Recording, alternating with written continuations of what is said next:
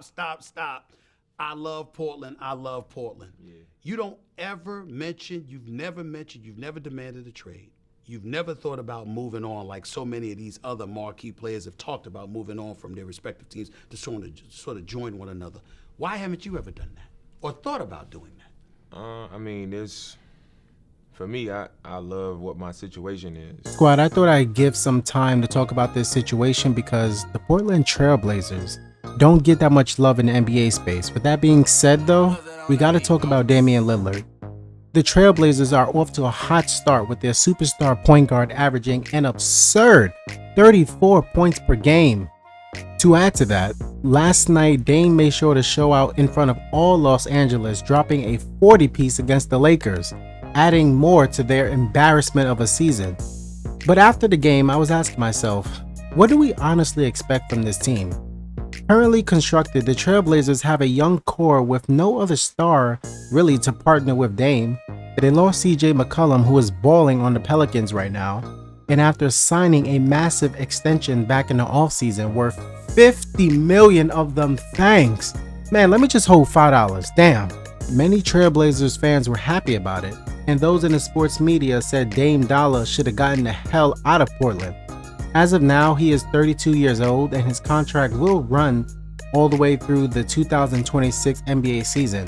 Dame is still playing at his peak prime performance and is looking for one thing and that one thing only: to deliver a championship to Portland, the city that drafted and believed in him, whose fans absolutely love. That's another thing. Lillard doesn't want to leave Portland. He's always been 100% loyal to the organization, but to what cost?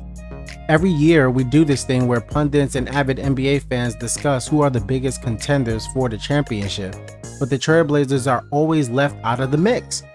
They have not held up to their side of the bargain. Meanwhile, Dame has resorted to playing literally out of his mind just for the team to be relevant. And unfortunately, we've seen this all too many times where you have a superstar Hall of Famer on your squad and the team not giving them the necessary weapons to compete. It is frustrating for both them and the fan base. I don't know where the Trailblazers' financial situation as of right now, and maybe they can go out and seek complementary players to pair with him, but we are going to have to see. Damian doesn't like to talk that much and express his feelings. The only big thing that I've heard surrounding him in the past couple years was his beef with Shaquille O'Neal. Remember that? His beef with Shaq. He was featured on Joe Budden's podcast, and he was just answering a question that was comparing the two as rappers. It was nothing crazy, honestly. Then Shaq had came out with the most dustiest diss track I've heard in my entire life. Dame responded with his own heat. Gift bags get purchased.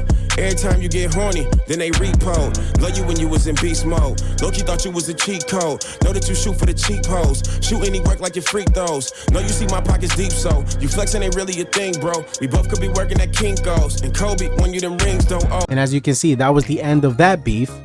It's going to be interesting to see where this team heads this year, and capitalizing off their winning streak. Dame is going to need help though if he truly is going to make a run after a ring.